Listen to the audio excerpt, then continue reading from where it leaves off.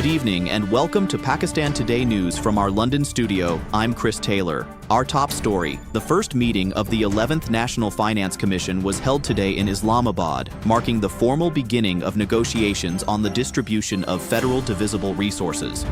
The federal government, led by Mohammad Aurangzeb, reiterated that the center is committed to a transparent and constructive dialogue, expressing hope that provinces will engage with unity and mutual respect. 5 to 6 working groups are being formed to address different components of the framework, and the next meeting is scheduled to take place between January 7th and 15th. During a 2-day visit to Islamabad by Kyrgyz President Sadir Japarov, Prime Minister Shehbaz Sharif announced Pakistan's readiness to provide Kyrgyzstan access to global and regional markets via key Pakistani ports, including Karachi Port, Port Qasim, and Gwadar. The two countries signed 15 agreements aimed at strengthening cooperation in trade, energy, culture, defense, technology, and transport. Pakistan and Kyrgyzstan say their current trade volume of around $15 to $16 million is expected to rise sharply, with a target of $200 million within 2 years. In Islamabad today, Interior Minister Mohsin Naqvi met UK High Commissioner Jane Marriott and formally handed over extradition documents for Shahzad Akbar and Adil Raja, both wanted by Pakistan.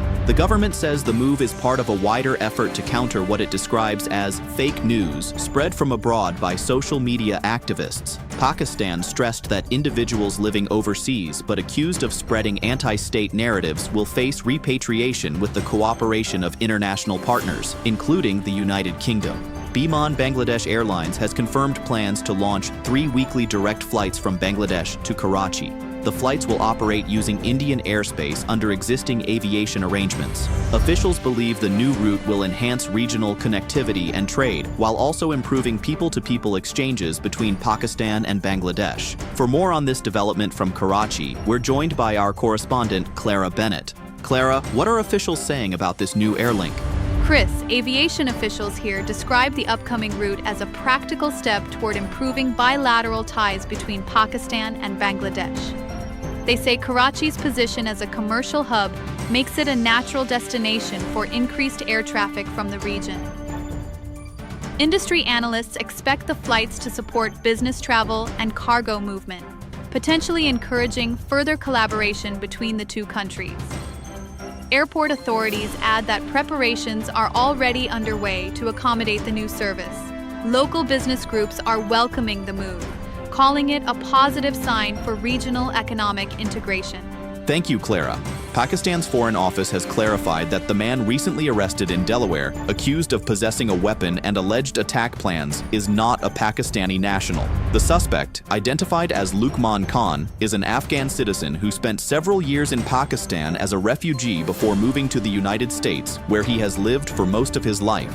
The Foreign Office issued the statement after several foreign and local media outlets incorrectly reported him as Pakistani, saying the clarification is essential to ensure accuracy in international reporting. Saudi Arabia has extended its $3 billion deposit with the State Bank of Pakistan for another year. The deposit, first placed in 2021 through the Saudi Fund for Development, has been rolled over annually to help support Pakistan's foreign reserves and stabilize the external sector. The government has welcomed the renewal, calling it a continuation of Saudi Arabia's long-standing support at a time of economic pressure. And finally, French President Emmanuel Macron has urged China to deepen cooperation in geopolitical, trade, and environmental matters. Speaking during his visit, Macron appealed to Beijing to play a more active role in promoting peace in Ukraine. He is also accompanied by a large delegation of French business leaders seeking new deals in green energy, aerospace, and biopharma. However, analysts caution that significant political and economic obstacles remain, particularly amid persistent trade tensions between China and the European Union. That's all for now. You're watching Pakistan Today News. I'm Chris Taylor.